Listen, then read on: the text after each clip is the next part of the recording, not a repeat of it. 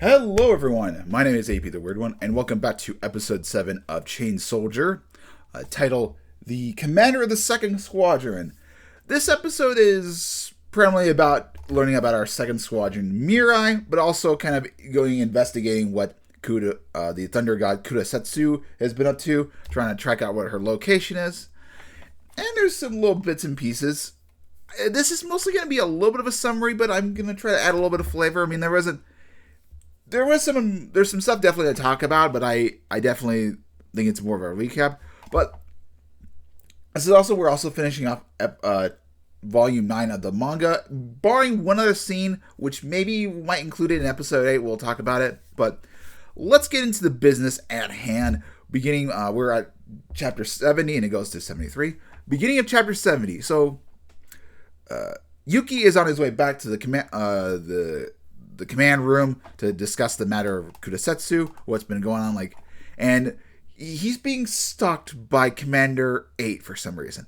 And I guess I never really paid attention to Commander 8 because, there are so many beautiful waifus in this series. It's really hard to keep track and, realize it, but by God, 8 is sexy.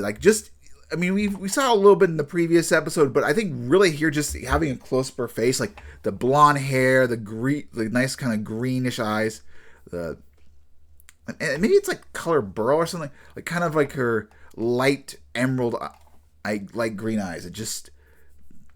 They're super fantastic. I absolutely love it.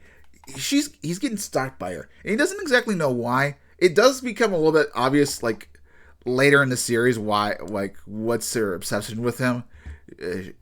I don't want to exactly spoil for those who haven't read the manga, but yeah, she's stalking around. She's got some dirty looks. She's a good girl, but she's not happy with Yuki for certain reasons. But of course, after running away from her, she runs into Yokomo, and this is our only censored scene for this chapter, or I guess episode. Yeah, when she says we're gonna go to Hokkaido, the bathwater kind of takes out the nipples, whatever. So yeah, unfortunately, we've got one censored. Nothing else is, but just they decided to do it right here. I'm like, okay. I mean, they're in the bathhouse. It's supposed to be steamy, but yeah, Yokomo is like, let's go to Hokkaido. Let's have some fun time. Yuki's she's too overwhelming for me. She doesn't know how to handle around her. He likes girls that are a little bit slow and want to take it slow. Sort of like Tenka. She's much slower. But he goes to the bathroom and then she runs her. I'm like, you don't want to run into savory people. I'm like, oh yeah, you're right. I mean, you don't want to run into Yokomo, whatever. She's a thirsty girl, and he likes women who take it slow. But so we get to discuss the commander. Things have been going on in Yokohama. The commander is over in Washington D.C. and they start to discuss the matter. We will see a little bit of investigation from the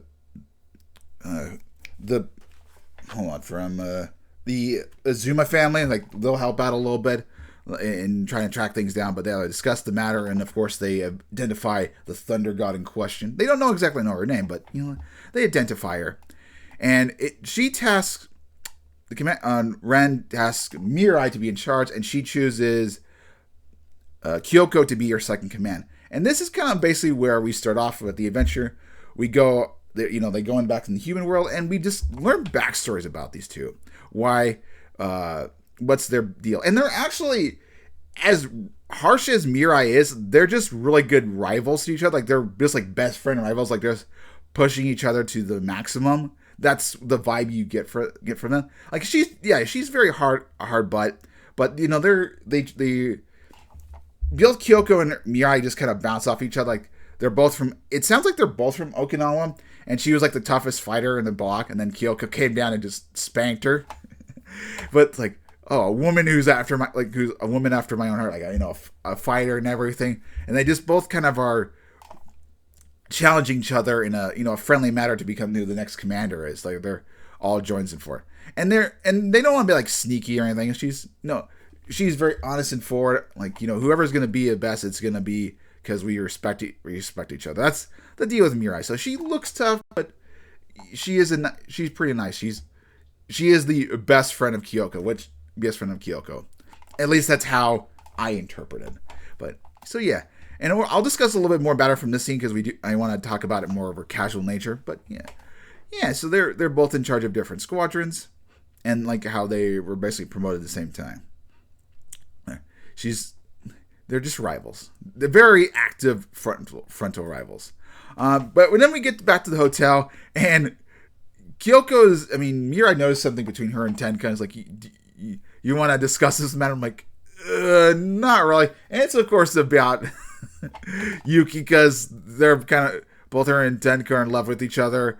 It's not like a bad thing. And she's like, yeah, you'll call me up. And there's a lot of fan service. Like, when you see some beautiful shots of Mirai and Kyoko, they don't disappoint, of course, but her being this furious attitude and everything, she's like, she does have to wonder. She does care about her. Then, of course, we get the spicy scene. Yuki walks in on Mirai coming in this lavishly good pose, and Yuki thinks that all hell's gonna break loose, but then she's like, I didn't realize you were awake, and we should be in the same room together, stick together. She's all like sweet, like she's all kind of very nice about it. She's an understanding person. She is tough, but at the end of the day, she is also very relaxed. But yeah, this is chef's kiss. I mean, the only thing you're missing is we wish we could see the downstairs of her, but we're not 18 plus manga.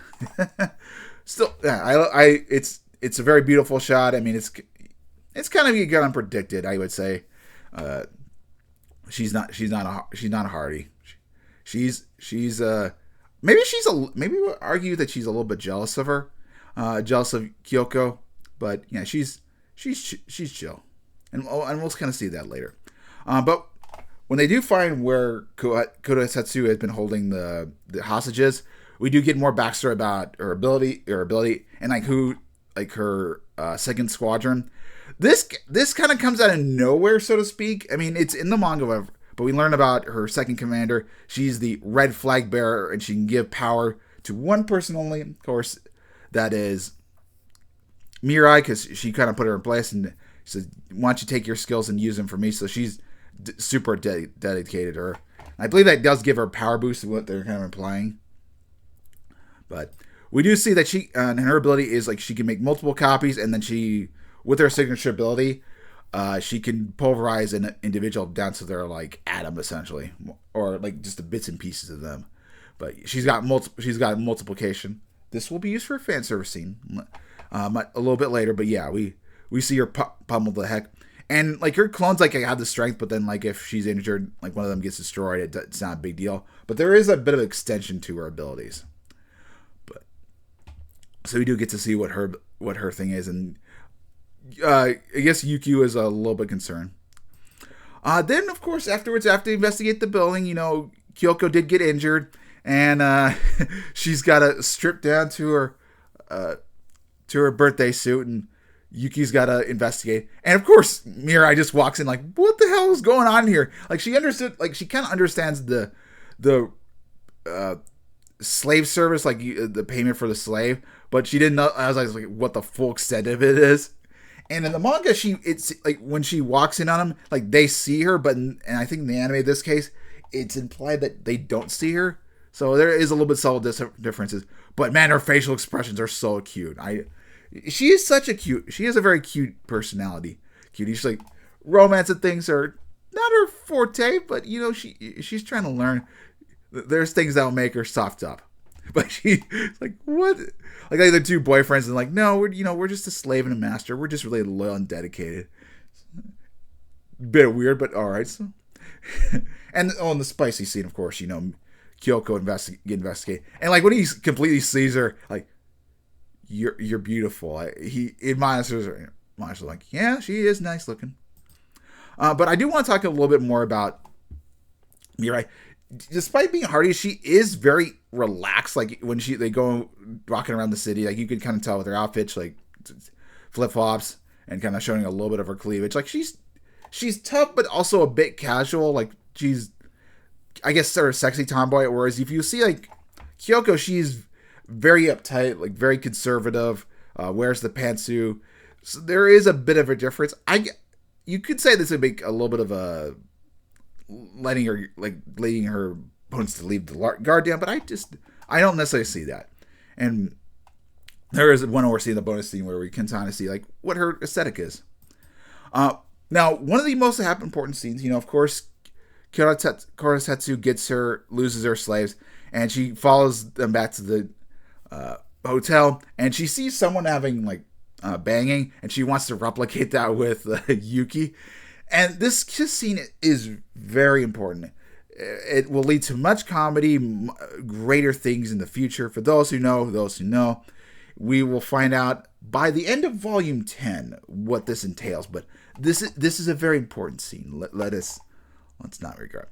And then, of course, the bonus scene is basically showing Mirai in a more casual outfit. We can learn a little bit about her backstory. Like, she sends Kyoko dog pics that Ren sends her, and she has a little sister. Her parents are also very young as well.